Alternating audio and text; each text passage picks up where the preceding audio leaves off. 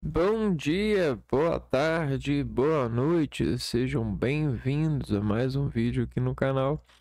Eu me chamo Abner e no vídeo de hoje a gente vai continuar resolvendo questões de concurso público para fazer com que a gente consiga melhorar os nossos índices de acertos, né? Precisamos fazer bastante questões e só assim a gente consegue administrar o nosso organismo frente a esse contorno é, que é a que é uma obrigação desse dessa dessa consulta, né, pública, onde nós evidentemente nos colocamos a esse tipo de avaliação para decidir, né? Que decide o nosso futuro. É, bom, então vamos lá, né? É uma fase difícil, é uma fase delicada, mas depois que as pessoas ah, ficam bastante tempo nela, elas acabam, é, eu não diria ignorando, mas elas reduzem as outras perspectivas de levar a vida, até porque nós, assim, seres humanos que de certa forma não fomos privilegiados com a escolha, né? Existe uma um- uma falsa perspectiva de resolução que, em alguns casos, permite ao argumentador debater com a gente, dizendo que a gente tem escolhas, né? A partir de algumas referências, nós temos escolha. Mas se a gente fosse olhar, né, uma com uma razão mais profunda dentro do juízo, né, de ser humano, a gente perceberia que a gente não tem escolha, né?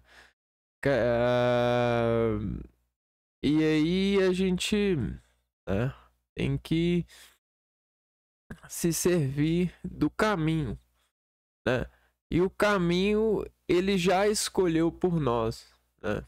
O caminho de se tornar alguém empregado. Então você tem a escola, você tem o curso superior, isso tudo são caminhos, né? E o caminho escolhe por a gente, né? Não somos nós que escolhemos. Às vezes as pessoas, elas, para moverem argumentos e tirarem as pessoas do desapontamento que às vezes se encaixa nesse vestígio, elas escondem de vendendo a nós uns argumentos, né? Às vezes são argumentos corruptos, mas em certos momentos vestem o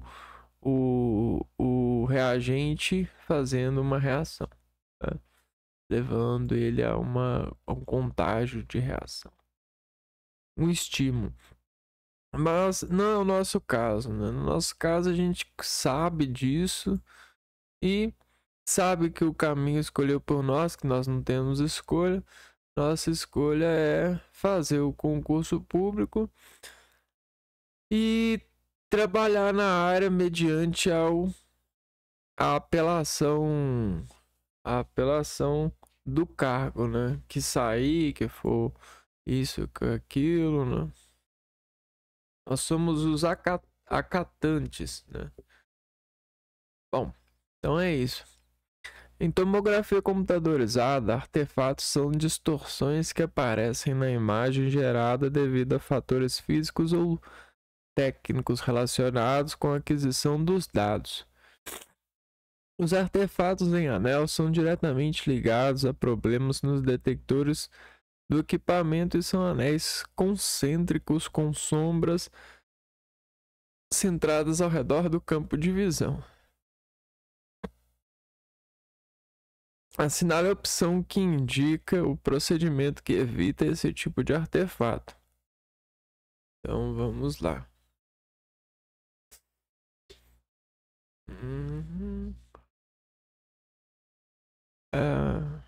Artefato em anel.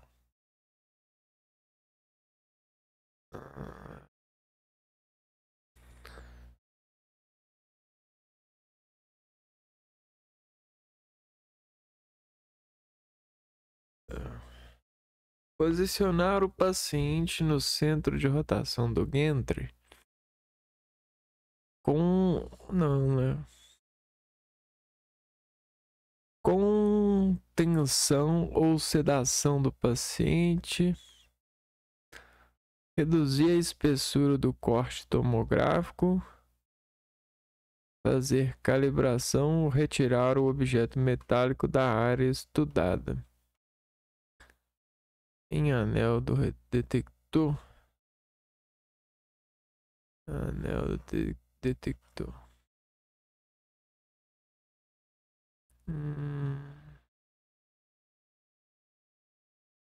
Eu acho que fazer calibração. Então você reduz, você evita fazendo a calibração.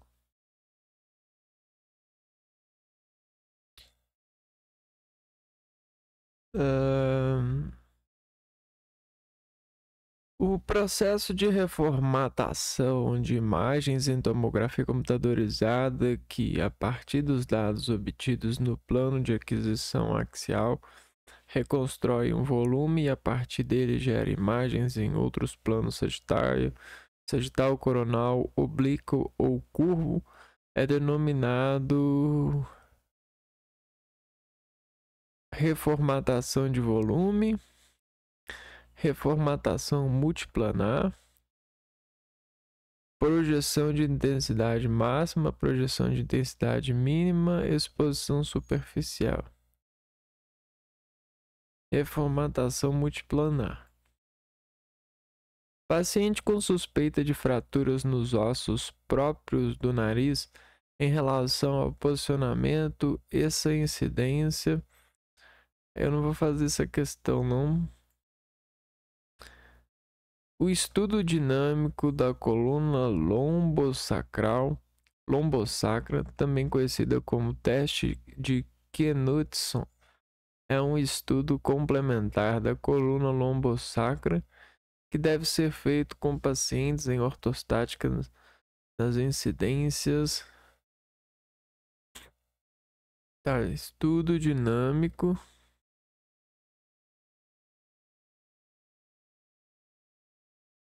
da coluna lombosacra, conhecida como teste de Knudson.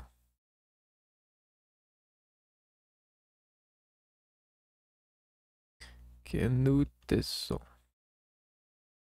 é um estudo complementar da coluna lombosacra que deve ser feito com paciente ortostática nas incidências. A gente tem ortostática.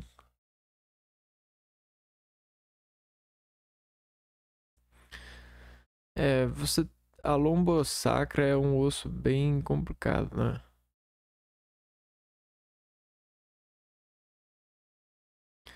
Acho que é oblíqua direita e esquerda.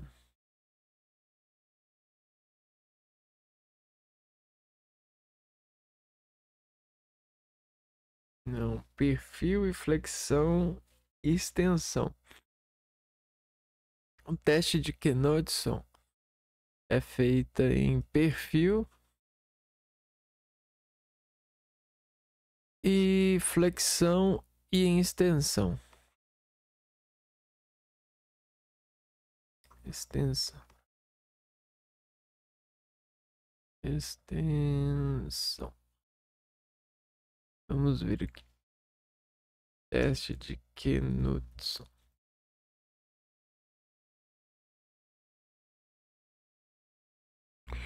Teste de Knudsen, também conhecido como estudo dinâmico da coluna lombosacra, é um exame radiológico complementar que avalia a intensidade articular e possíveis fusões vertebrais na região lombar. Ele é realizado com o paciente em posição ortostática em pé e envolve incidências em perfil com flexão e extensão da coluna. Hum,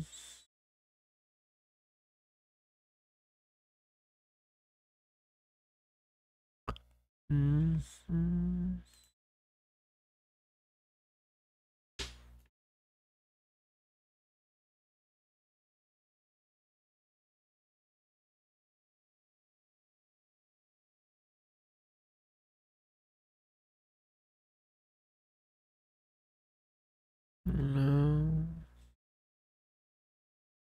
Não, não tem imagens aqui. Também não tem imagens aqui. Hum,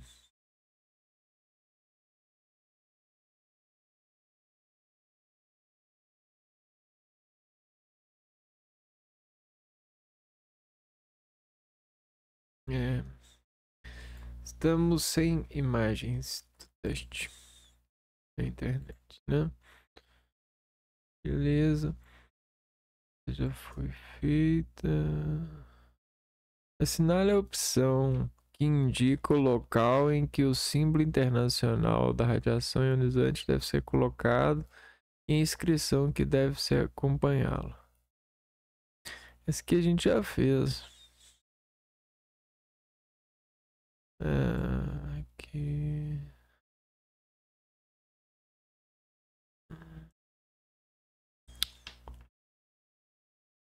Vamos ver aqui. Todo indivíduo ocupacionalmente exposto deve usar dosímetro individual durante sua jornada de trabalho, enquanto permanecer em área controlada. Sobre o uso do dosímetro, assinale a afirmativa incorreta. É,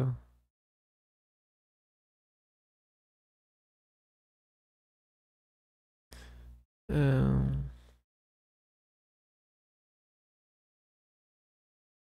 o dosímetro deve ser trocado mensalmente. Letra B tá certo.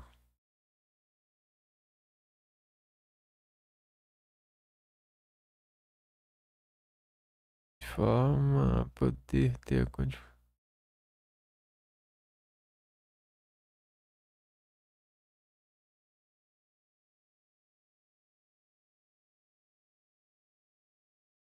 Uai.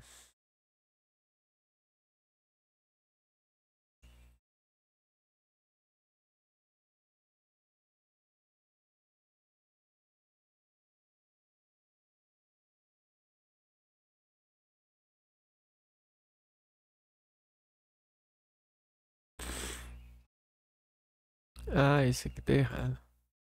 Nem todos os serviços que trabalham, não.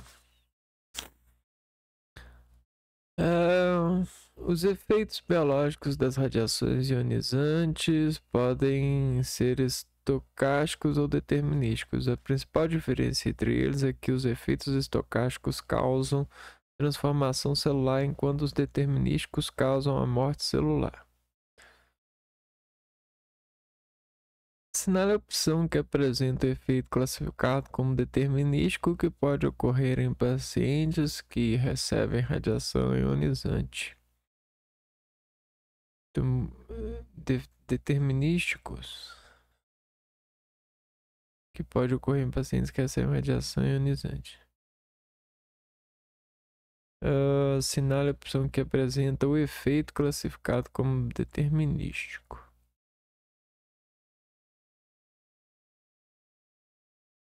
Eritema ou tumores em órgãos sólidos? Eritema. Vamos ver aqui. Tumores em órgãos sólidos. Esta alternativa está incorreta porque tumores são efeitos estocásticos. Eles resultam da transformação celular em um processo aleatório sem o limiar de dose definido.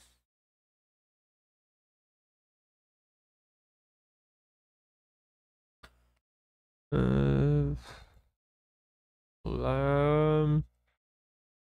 Os contrastes iodados hidrossolúveis possuem indicações para vários tipos de exames radiológicos e de tomografia computadorizada. Informações essenciais devem ser obtidas antes da injeção do meio de contraste e, para tanto, é necessário utilizar o questionário apropriado.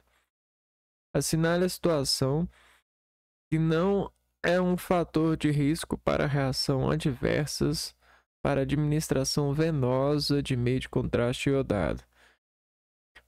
Paciente com história de reação prévia aos meios de contraste, paciente com suspeita de rotura de aneurisma cerebral, paciente com doença renal, diabetes e condições associadas à insuficiência renal, paciente asmático.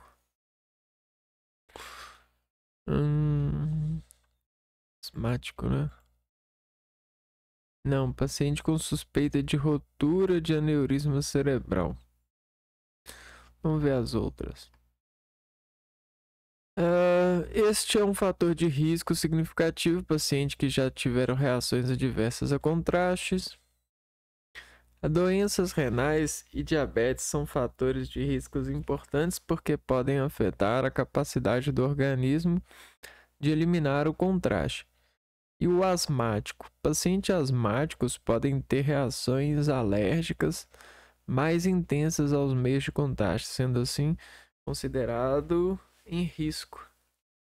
Então vamos anotar isso aqui, ó.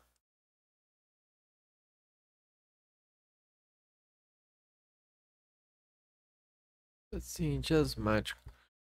Agora, paciente com suspeita de rotura de aneurisma cerebral, essa situação não é por si só um fator de risco para reações adversas ao meio de contraste.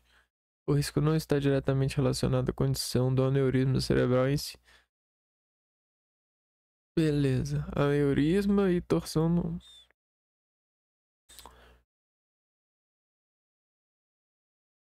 Na incidência póstero-anterior axial ou método de Caldwell, a angulação do raio central deve projetar as pirâmides petrosas no terço inferior das órbitas.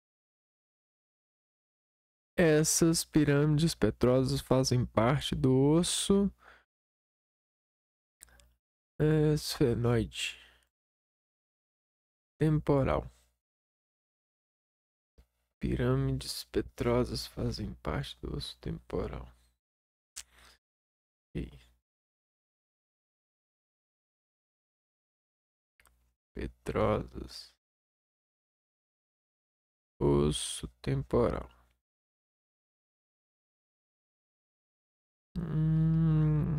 Monitor individual de dose no qual o elemento sensível é colocado em um invólucro plástico vedado contra a luz com filtros de cobre e chumbo é um sistema de janela para entrada de exposição externa chamado de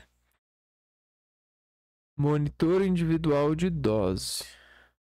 Elemento sensível é colocado em um invólucro plástico vedado contra a luz com filtros de cobre, chumbo e um sistema de janela externa chamada de caneta dosimétrica, filme dosimétrico, contador Geiger. Pera aí. Caneta dosimétrica, acho que não. Monitor individual de idosos, no qual o elemento sensível é colocado em invólucro plástico. Então você tem o elemento sensível, invólucro plástico, vedado contra a luz, com filtros de cobre. Aqui a gente tem o cobre, filtro de cobre e chumbo. E o sistema de janela para entrada de exposição externa é chamada de janela. Plástico, filme dosimétrico,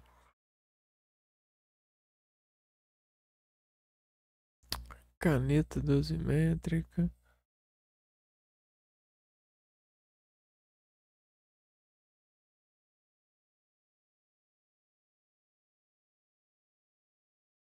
Contador Geiger-Müller, dosímetro termoluminescente.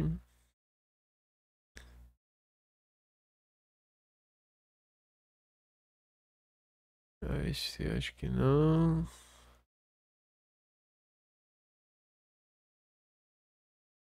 Não é o contador Geiger-Müller, não. O filme dosimétrico. Filme dosimétrico.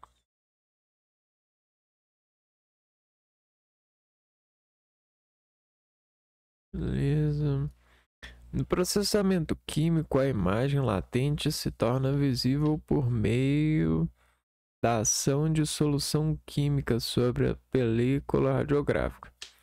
Na etapa de revelação, os grãos de prata sensibilizados pelos raios-x são reduzidos a prata metálica e enegrecem o composto químico responsável por regular a duração de revelação. O composto químico responsável por regular a duração da revelação é o regula a duração da revelação. Revelador. Ácido acético, cloreto de alumínio, brometo de potássio, hipossulfato de sódio ou carbonato de potássio. Regular a duração da revelação. Regular. Os que responsável regular a duração da revelação. Duração. Revelação.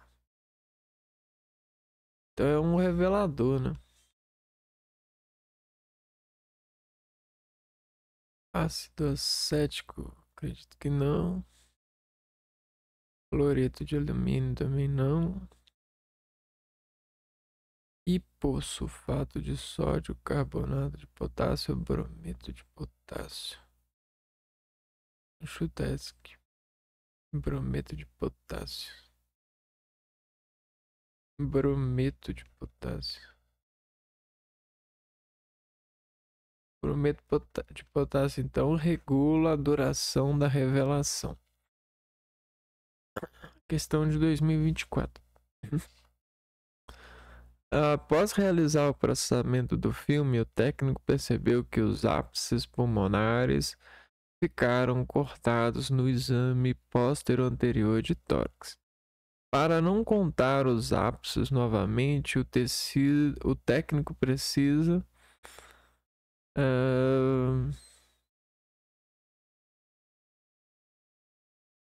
se os ápices ficaram cortados no exame, ele precisa de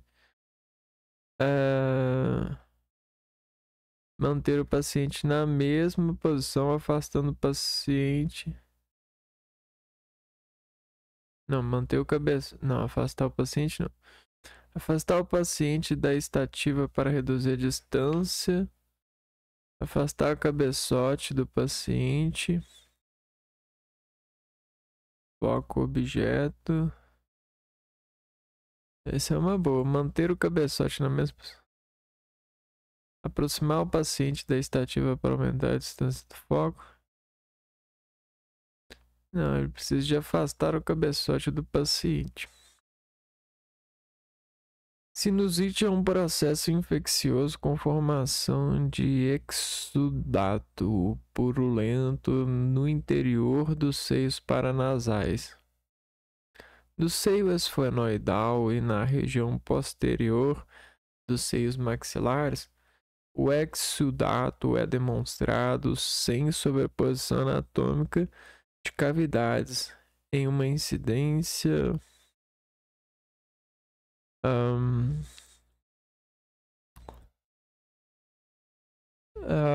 vamos lá. PCDE. A gente tá incidência de seios paranasais.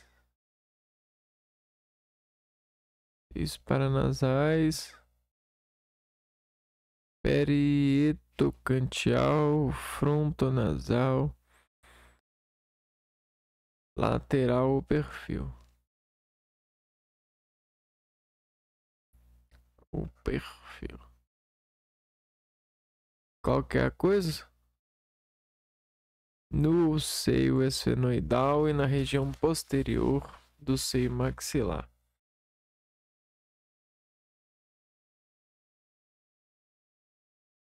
Nós temos então ó, no seio esfenoide e na região posterior dos seios maxilares, o exudato é demonstrado sem posição anatômica. Aqui.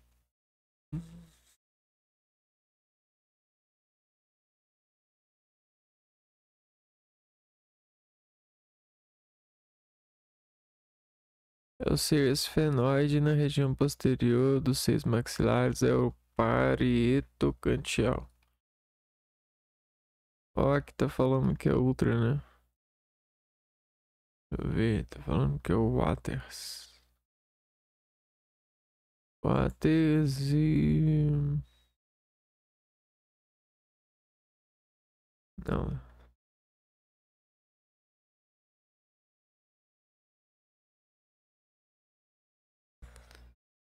Vi que a professora falou. Perfil. Esta incidência é ideal porque permite a visualização clara dos seios esfenoidais e da região posterior dos seios maxilares, sem sobreposição de estruturas, uma vez que fornece uma perspectiva lateral mostrando um perfil das estruturas anatômicas.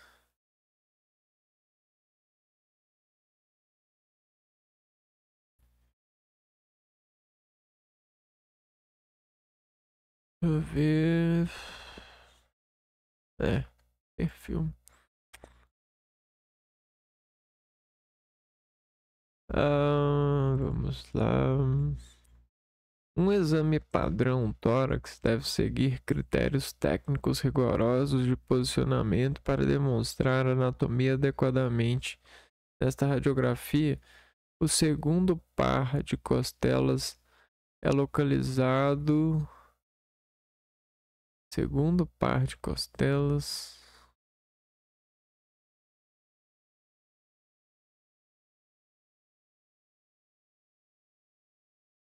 Junto à região posterior do manúbrio, unido lateralmente ao ângulo external,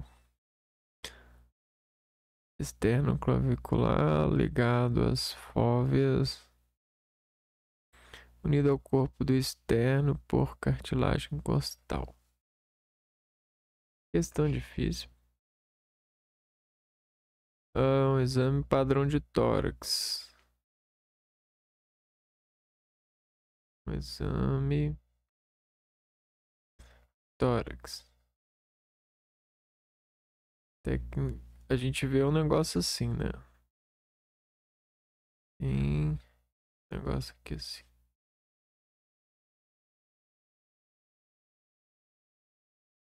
Não me engano, a gente vê um negócio aqui.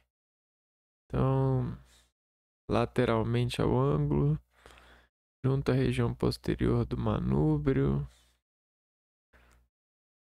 Ah, mas tá falando na segunda, né?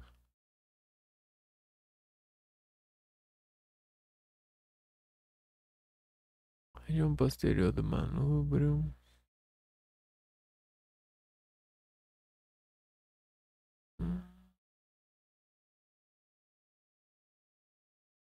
Conectada à articulação.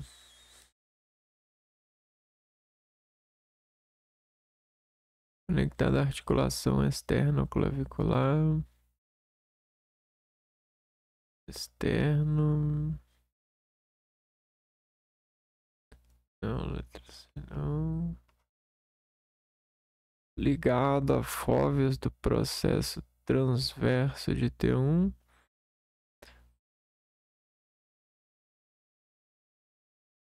Unida ao corpo do externo por cartilagem costal.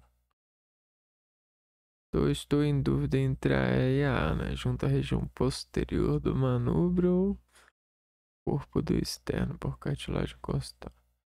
Aí a gente tem que lembrar do acho que é letra A. Não, unido lateralmente ao ângulo external. Ah, beleza.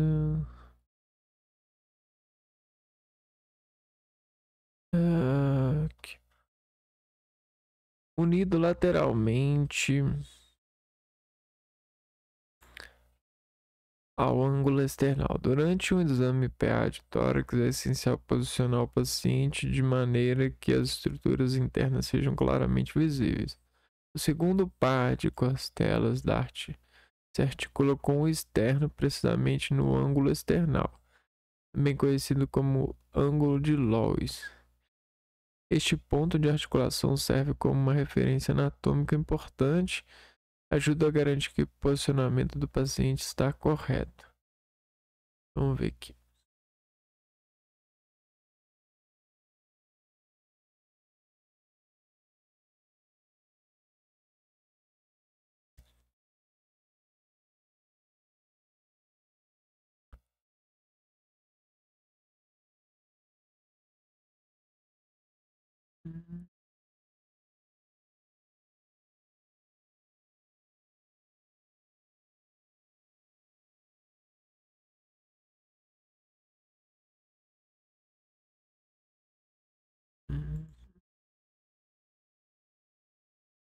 Então vamos lá, ó. Primeira, segunda, né? Aqui, essa é a primeira, essa é a segunda. Ele tá no exercício tá falando o quê? Unido lateralmente ao ângulo external. Ângulo external.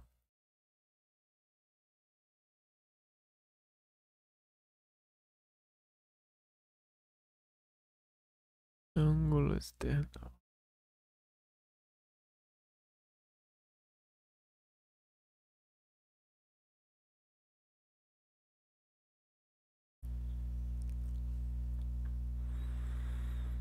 Uh, hum, af.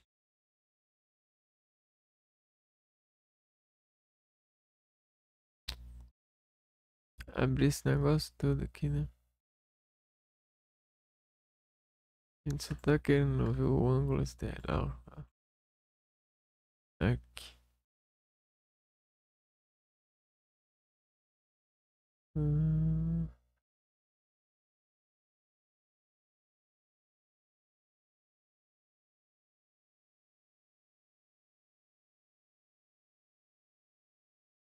problema.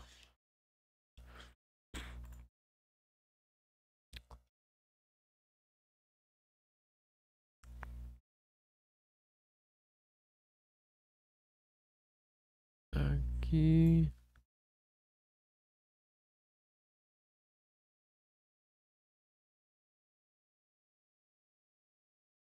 Onde que está o ângulo? Aqui, ó, ângulo external. Incisura costal, ângulo external.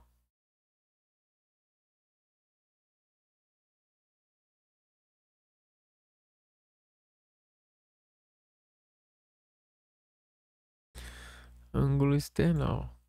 Então esse daqui, ó, é o ângulo external. Realmente. Dá pra ver aqui, ó. Aqui. É, realmente, ângulos externos. Segundo par de costela, ângulo externo. Ah, em um aparelho de raio-x, o circuito elétrico que gera os elétrons incidentes é diferente do circuito gerador de alta tensão. Para fornecer ao filamento o calor necessário para produzir efeito termiônico, a miliamperagem é aumentada pelo circuito elétrico que gera elétrons incidentes é diferente do circuito gerador de alta tensão. Tá, para fornecer ao filamento o calor necessário para produzir efeito termiônico, a miliamperagem é aumentada pelo autotransformador de alta tensão, transformador de ajuste de rede, transformador do filamento, retificador de tensão ou capacitor, que é o capacitor, transformador do filamento. Essas questões eu não estou sabendo responder, mas vamos aprender, né? Transformador do filamento. O transformador do filamento é responsável em um aparelho de raio-x para aumentar a miliamperagem. Não é o autotransformador de alta tensão, nem um transformador de ajuste de rede, nem um capacitor. Transformador do filamento. Essa é a resposta correta porque o transformador do filamento é responsável por fornecer a corrente elétrica necessária para aquecer o filamento do tubo de raio-x. Ah, então é por isso. Porque ele é o responsável por fornecer corrente elétrica necessária para aquecer o filamento do tubo de raio-x. O aquecimento do filamento é essencial para a produção de elétrons por meio do efeito termiônico, que é o primeiro passo para a geração de raio-x. Por que não é o capacitor? Capacitores são usados para armazenar carga elétrica e estabilizar a tensão, mas não estão envolvidos diretamente no processo de aquecimento do filamento para emissão de elétrons.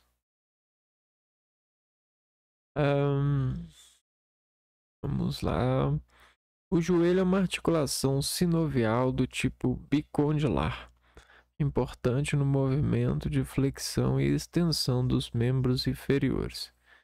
Os ligamentos colaterais estão conectados nas bordas laterais e medial do joelho e estabilizam a articulação, evitando movimentos de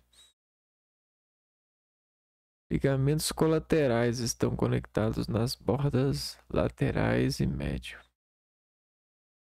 O joelho estabiliza a articulação, evitando movimentos de deslizamento lateral da patela, protração e retração da tíbia, adução e abdução do joelho,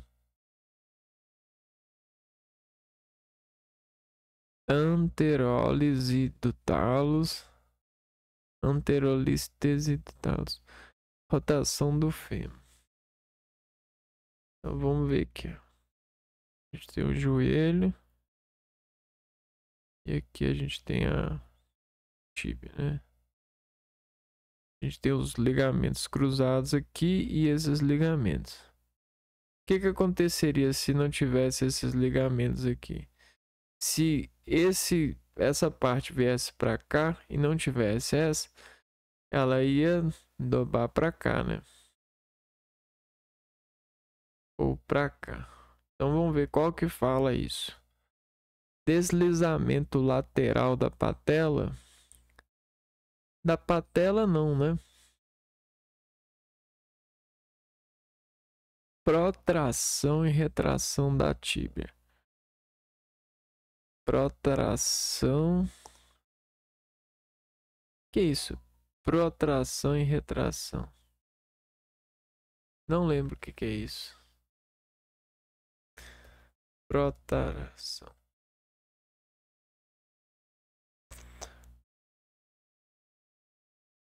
O ato de puxar para frente ou estender algo. Não, então não é isso. Adução e abdução do joelho.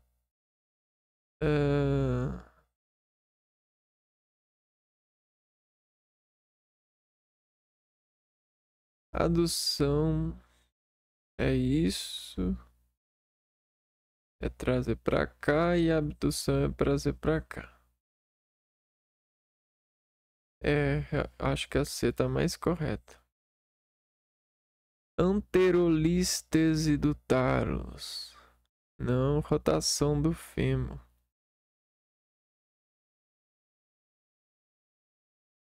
Rotação do fêmur. Quem evita a rotação do fêmur é o ligamento cruzado anterior e inferior. Não os laterais. Então eu colocaria essa. A incidência a perda do joelho com carga é feita com o paciente ortostase, utilizando seu próprio peso corporal, para melhor visualizar as fossas intercondylares do fêmur. É realizada uma incidência PA axial, também conhecida como método de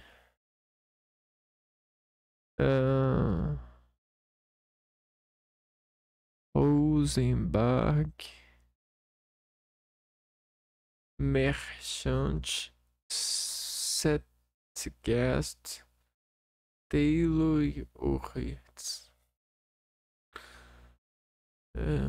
Joelho com carga. Lá, joelho com carga.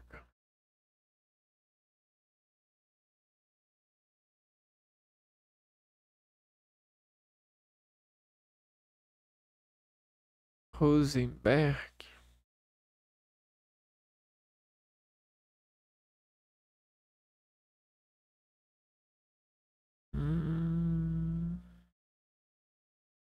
Acho que é o Rosenberg. É o Rosenberg. Rosenberg.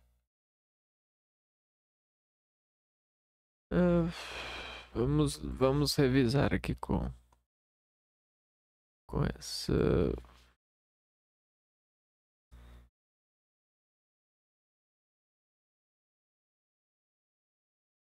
Aqui. O Merchant. Este método é utilizado para visualizar. Merchant. Método utilizado para visualizar a articulação patelofemoral.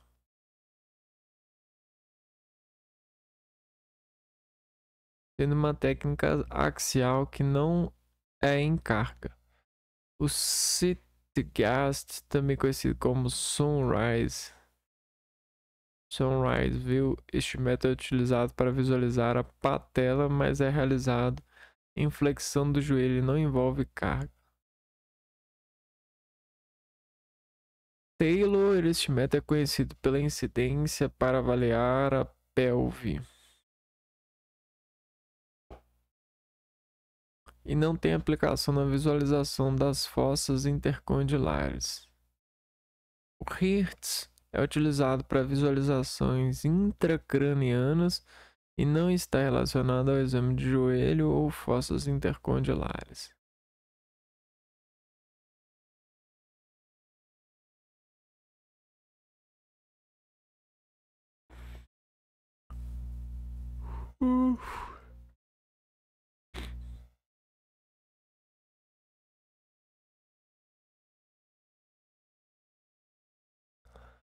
O gerador do aparelho de raio-x é composto por um transformador e retificadores de corrente para fornecer tensão e intensidade de corrente adequada ao tubo. O transformador tem por objetivo reduzir a tensão e intensidade de corrente, elevar a tensão e intensidade de corrente, converter a corrente alternada em contínua, reduzir a tensão e elevar a intensidade da corrente, elevar a tensão e reduzir a intensidade da corrente. O próprio nome já fala, né? Transformador. Não. Transformador. Ele eleva a tensão e reduz a intensidade de corrente. Acho que esse aqui eu já tinha feito, né? Eu tinha feito ela errado. Eu vi elevar tensão e reduzir a intensidade da corrente.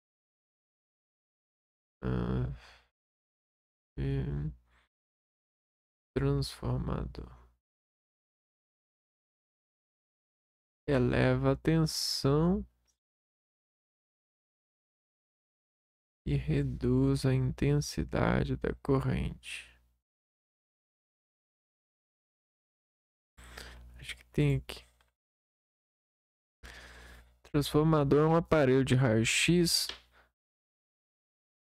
Em um aparelho de raio-x tem a função crucial de elevar a tensão da corrente elétrica para milhares de volts, proporcionando a energia necessária para acelerar os elétrons e gerar os raios-x. Ao mesmo tempo, ele reduz a intensidade da corrente para garantir a segurança do equipamento do paciente e do paciente. Caraca, que legal, né? Vamos ver aqui. Transformador de energia.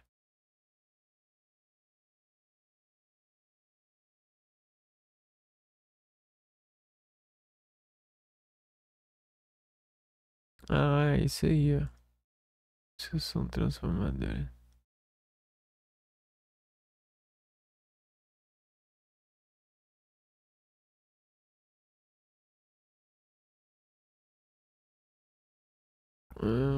Vou ver aqui. Chuveiro.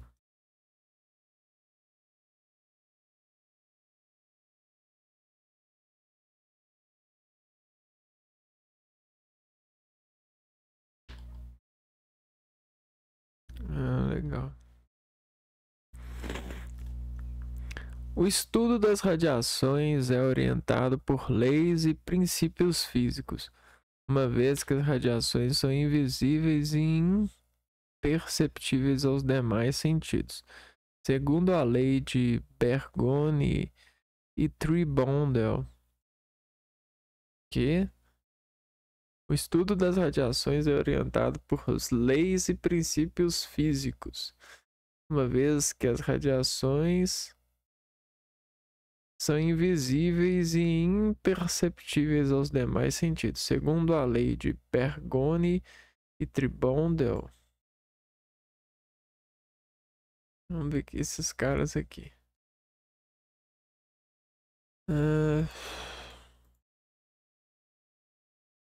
PR.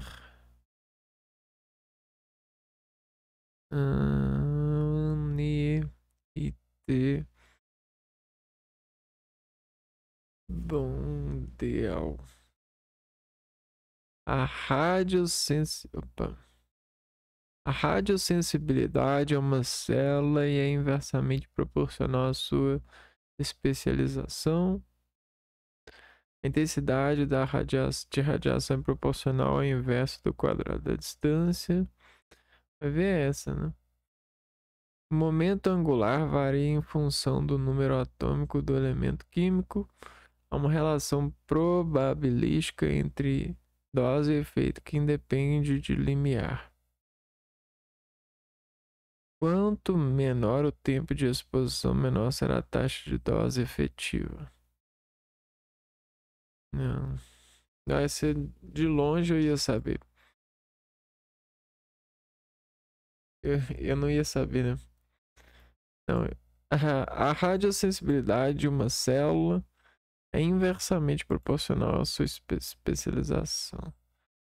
Aqui eu não entendi nada. Vou ver aqui.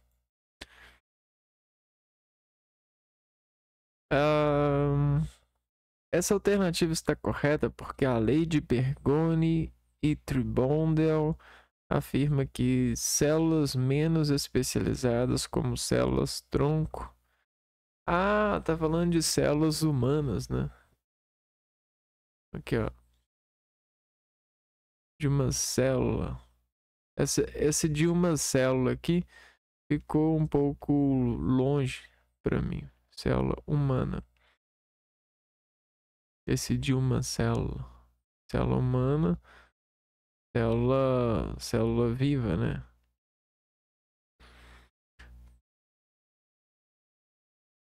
A radiosensibilidade, eu já ouvi isso. Só que eu vi de outra forma. São geralmente mais radiosensíveis do que aquelas mais especializadas. Ou seja, quanto menos diferenciado e mais ativa em termos de divisão celular a célula for, mais suscetível ela será à radiação.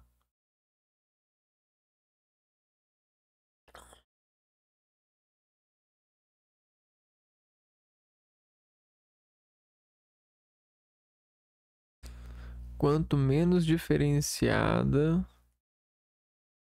e mais ativa em termos de divisão celular a célula for, mais suscetível ela será à radiação. É inversa a sua especialização. Quanto mais especializado é a célula,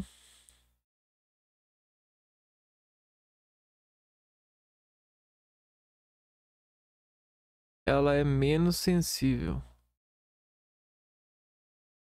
Então, uma é diferente da outra. Esse diferente desse. Então, radiosensibilidade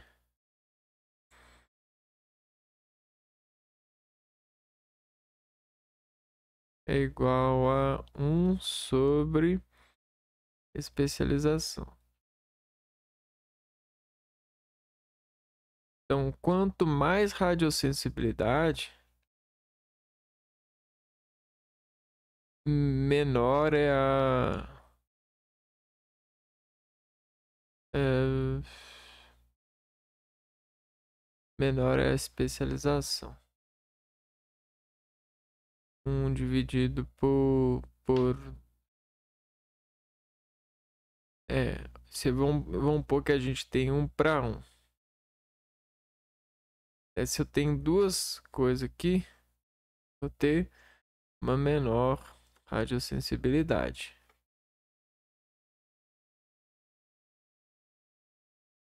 Vai dividindo. Isso é o que diz esses camaradas aí, né? Bergoni e Tribondel. Que questões difíceis estão aparecendo agora, né? Em um sistema de radiologia digital, o que caracteriza uma conversão direta é a conversão de pulsos elétricos pelo fotocondutor de selênio, aplicação do plate de fósforo como elemento de captura, emprego de scanners para leitura das placas digitais, uso de fotodetectores para gerar sinais luminosos, varredura em luminescência fotoestimulável, conversão de pulsos elétricos pelo fotocondutor de selênio.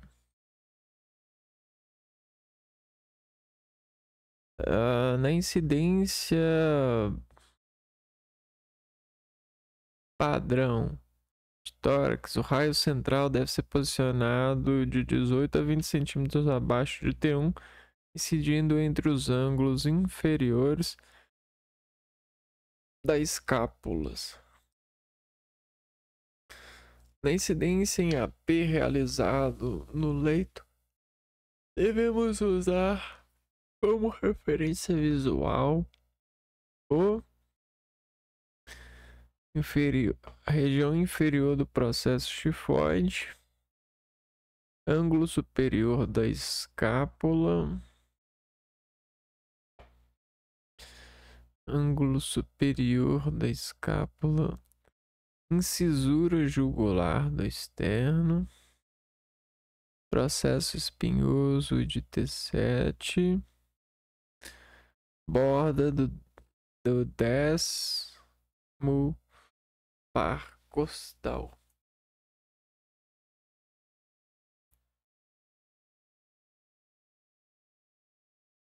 O ângulo superior da cisura região inferior do processo tifoide, no ângulo superior da escápula,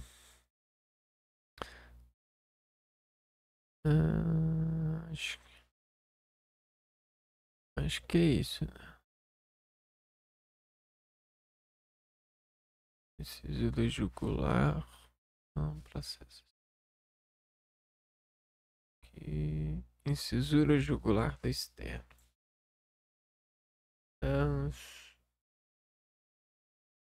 Cisura jugular do externo é referência do tórax para referência tórax padrão feito. Vamos ver se a gente tem imagem aqui, ó.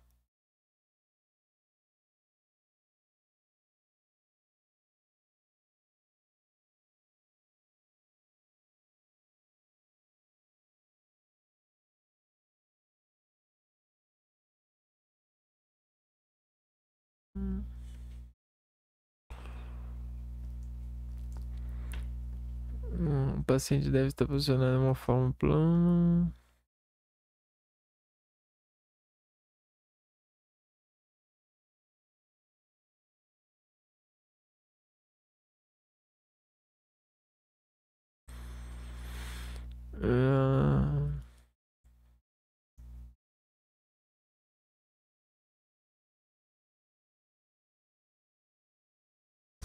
Não tá mostrando.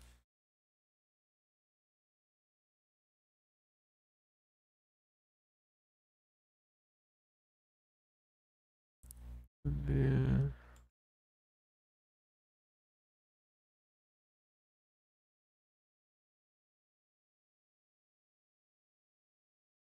Braços estendidos do corpo. Ó. Chassi transversal longitudinal sobre as costelas do paciente. Raio central, chassi horizontal vertical.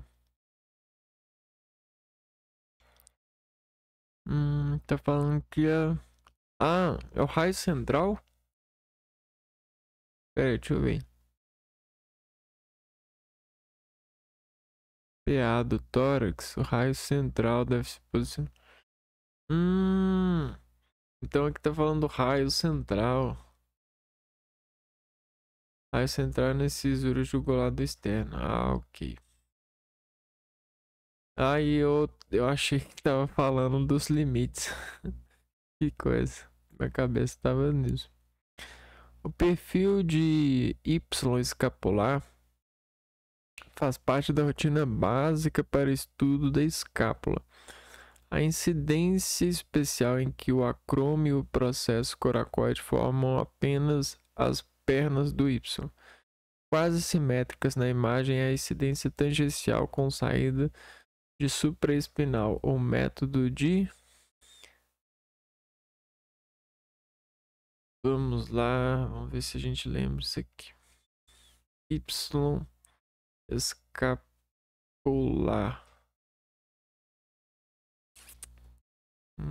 NIR. Fisk, NIR. Grashey, Lawrence ou Hill-Sachs. Fisk, Lawrence, acho que não é o Lawrence, Nem o Rios.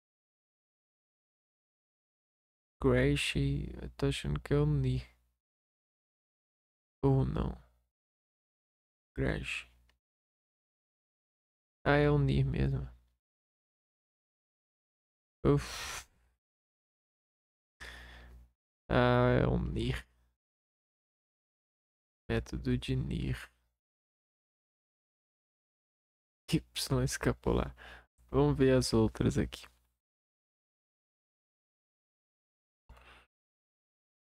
Aham.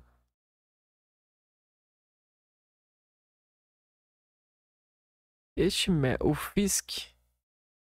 Este método é usado para visualizar a goteira bicipital do úmero e não está relacionado ao estudo do perfil Y escapular. Cada uma, né? Goteira bicipital do úmero. Vou até ver isso aqui, né? FISC. Radiologia.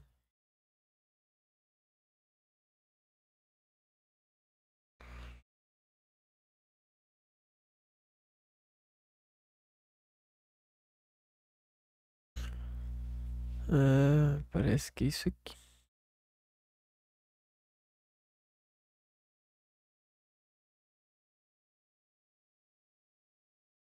Hum.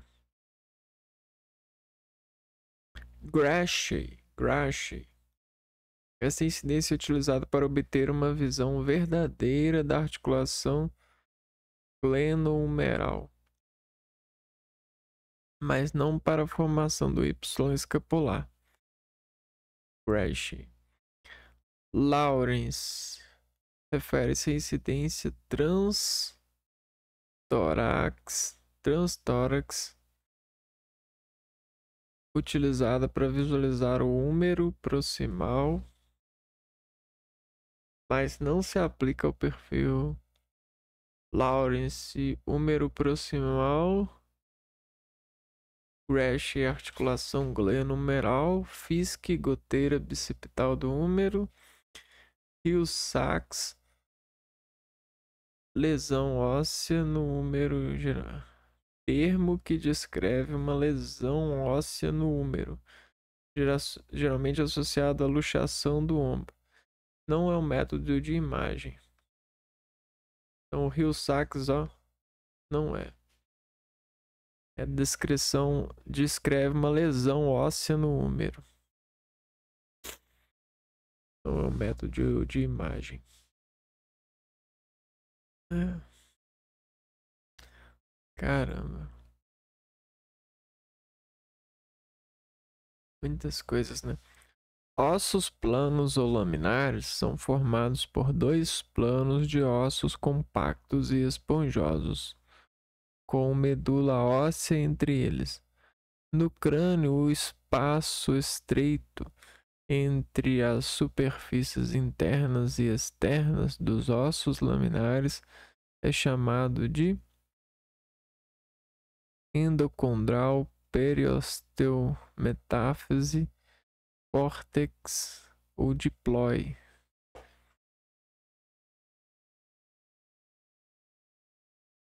Os ossos planos ou laminares são formados por dois planos de ossos compactos e esponjosos, com medula óssea entre eles.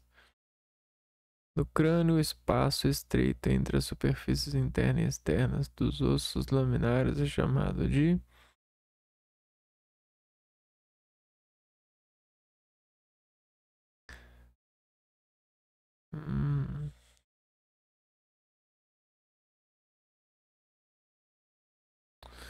Que caraca, hein? Ah, acho que é o espaço endocondral. Diploide. Vamos revisar isso aqui. O termo diploide refere-se precisamente a essa camada de osso esponjoso localizada entre as duas camadas de osso compacto nos ossos do crânio. é um conceito fundamental para entender a anatomia craniana e por isso é a resposta correta. Nem imaginava isso.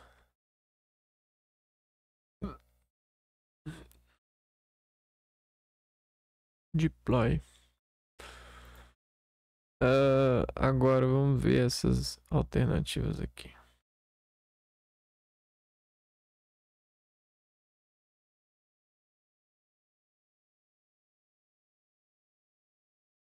Endocondral. Esse termo se refere-se ao processo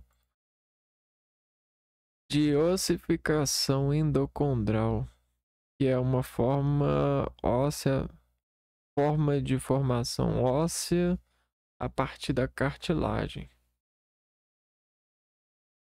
Não se aplica à estrutura dos ossos laminares do crânio. Periósteo. Trata-se de uma membrana fibrosa que reveste a superfície externa dos ossos.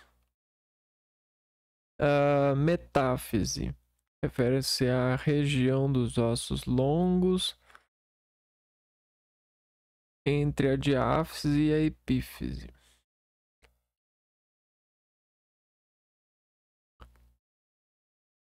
Onde ocorre crescimento ósseo.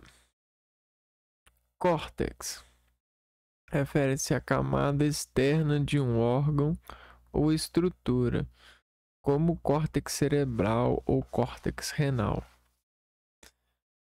É isso aí. Bom, então vamos ficar por aqui hoje. A gente já fez muita, corrigiu muita. Acho que a próxima vez que a gente encontrar com questões semelhantes, a gente vai aumentar o nosso índice de acerto ou se aproximar mais da resposta correta. E é assim, no próximo vídeo a gente continua mais esses treinos, esses preparativos para o grande dia, né? Então é isso aí. Até o próximo vídeo. Fui!